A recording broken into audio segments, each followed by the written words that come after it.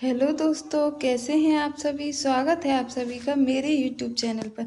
तो दोस्तों, मैं लेकर आई हूँ आप सभी के लिए आज लाचार पिता कहानी का भाग 3। तो आइए दोस्तों शुरू करते हैं। अब तक हमने देखा कि अंशु के मायके में इस बात को लेकर लड़ाई हो जाती है कि अंशु को पैसे क्यों भेजे जाते हैं। तो अंशु के पिता उसे पैसे नहीं भेज पाते हैं, जिससे देव बहुत नाराज होता है। चलिए आगे जानते हैं अब आगे की कहानी।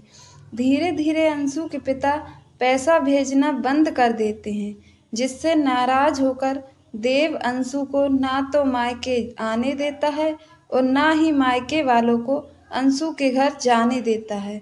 अंशु के पिता को अंशु की बहुत चिंता होती है।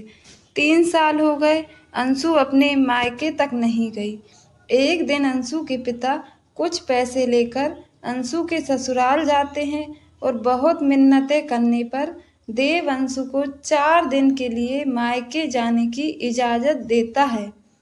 यहाँ अंशु के मायके में भी बहुत लड़ाइयाँ होती हैं कि अंशु दीदी को पैसे क्यों भेजे जाते हैं, और अंशु 4 दिन बाद फिर अब वापस अपने ससुराल चली जाती है। अंशु के जाते ही अंशु के पिता की तबीयत खराब हो जाती है और उन्हें अस्पताल में भर्ती कर दिया जाता है।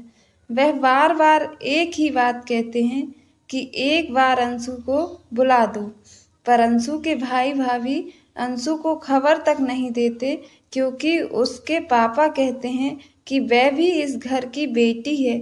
मेरी कमाई में उसका भी उतना ही हक है जितना उनका।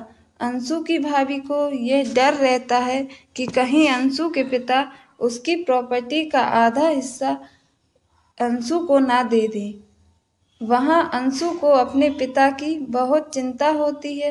वह देव से एक बार मायके की खबर लेने को कहती है, पर उसकी सास देव को मना कर देती है।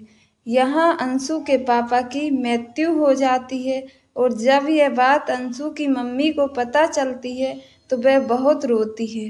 अंशु के भाई भाभी को कोई फर्क नहीं पड़ता। उनके पिता की मृत्यु से समय के साथ रिश्ते भी बदल जाते हैं।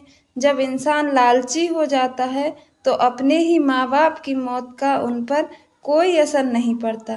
पिता की मृत्यु की खबर सुनकर अंशु की छोटी बहन तुरंत मायके आ जाती है। वह अपने पापा से लिपट लिपट कर रोती है और जब चारों ओर देखती है तो वह कहती है, माँ, अंशु दीदी कहाँ है। वही अंशु दीदी जो पापा की सबसे ज्यादा लाडली थी, उन्हें अपने खबर तक नहीं दी और अपने भाई के पास जाकर कहती है, भैया आपने अंशु दीदी को खबर तक नहीं दी। भूल गए आप वह बचपन के दिन जब दीदी अपने हाथों से हमारे लिए खाना बनाती थी, हमारे कपड़े धोती थी। जब माँ हमें मारती तो हम उनके पीछे छुप जाया करते थे। वह हमारी सारी गलतियों को खुद के ऊपर ले लेती थी। आप उनको कैसे भूल सकते हो। और इतना कहकर वह रोते हुए अपने पति से कहती है, आप अंशु दीदी के यहाँ जाओ और अंशु दीदी को ले आओ। अब उसका पति अंशु के यहाँ जाता है उसे लेने। दोस्तों, जब अंशु का बहनोई उसके घर जाता है तो क्या होता है यह हम जानेंगे अगले भाग में। तो दोस्तों, वीडियो आपको कैसी लगी कमेंट में ज़रूर बताइएगा और वीडियो को लाइक, चैनल को सब्सक्राइब कर दीजिए। मिलते हैं अगले भाग में।